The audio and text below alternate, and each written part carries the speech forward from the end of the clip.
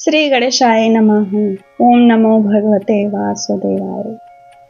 आज मैं आपको वैशाख मास शुक्ल पक्ष की मोहिनी एकादशी महात्म की कथा सुनाऊंगी। यह 8 मई को है और शुभ मुहूर्त का कुछ मैं इसलिए नहीं आपको बता रही हूँ क्योंकि ब्रह्म मुहूर्त में यानी सूर्य निकलने के पहले ही स्नान करके वैशाख मास चल ही रहा है।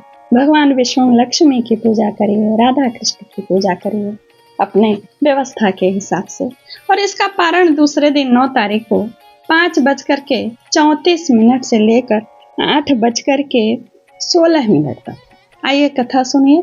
युधिष्ठिर ने पूछा, जनार्दन, वैशाख मास के शुक्ल पक्ष में किस नाम की एकादशी होती है, उसका क्या फल होता है तथा उसके लिए कौन सी विधि है?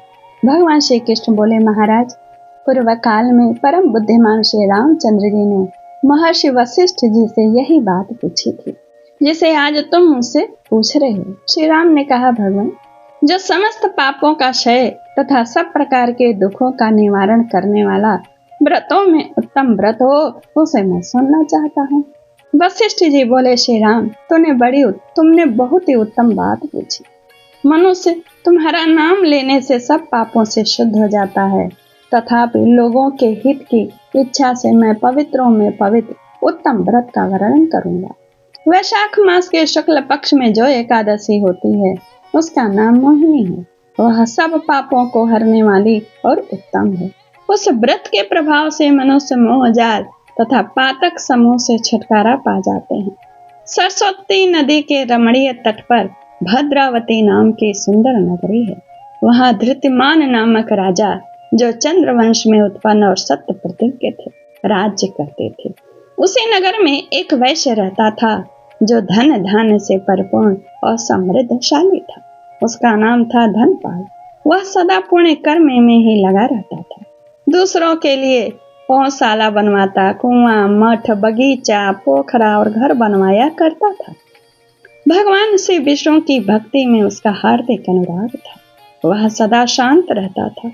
उसके 5 पुत्र थे, सुमना, द्युतिमान, मेधावी, सुकृत तथा धृष्ट बुद्धि। धृष्ट बुद्धि जो था उनका 5वां पुत्र था। वह सदा बड़े बड़े पापों में ही संलग्न रहता था। जुए आदि दुर्य व्यसनों में उसकी प्रीत थी, बड़ी आसक्ति थी। वह वेश्याओं से मिलने के लिए लालयित रहता था। उसकी बुद्धि न तो देवताओं के पूजन में लगती थी और न पितरों तथा ब्राह्मणों के सत्कार में। वह दुष्ट आत्मा अन्याय के मार्ग पर चलकर पिता का धन बर्बाद किया करता था। एक दिन क्या किया उसने कि वह वेश्या के गले में हाथ डाले चौराहे पे घूमने लगा और उसको घूमता सबने देखा। तब पिता ने उसे घर से निकाल दिया तथा बंधु बांधवों ने भी उसका परित्याग कर दिया। अब वह दिन रात दुख और शोक में डूबा तथा कष्ट पर कष्ट उठाता हुआ इधर उधर भटकने लगा।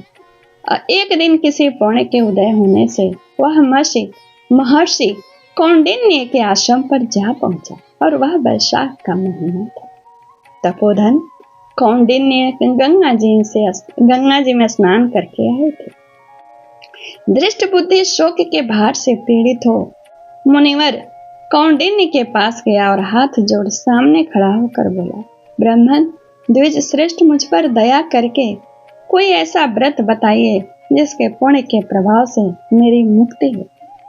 कौंडिन्य बोले, वैशाख के शुक्ल पक्ष में मोहिनी नाम से प्रसिद्ध एकादशी का व्रत करो। मोहिनी के उपवास करने पर प्राणियों के अनेक जन्मों के किए हुए मेरु पर्वत जैसे महापाप भी नष्ट हो जाते हैं। वशिष्ठ जी कहते हैं, श्री रामचंद्र जी मुनि का यह वचन सुनकर धृष्ट बुद्धि का चित्त प्रसन्न हो गया। उसने कौंडिन्य के उपदेश से विधि पूर्वक मोहिनी एकादशी का व्रत किया।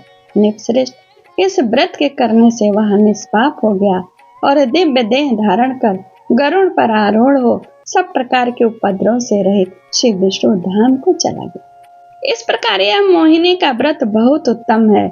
इसके पढ़ने और सुनने से सहस्त्र गोदान का फल मिलता है। श्रीमन्नारायण नारायण नारायण, श्रीमन्नारायण नारायण नारायण, श्रीमन्नारायण नारायण नारायण, श्रीमन नारायण नारायण नारायण। कथा को पूरा सुना करें, चैनल को सब्सक्राइब करें और कथा को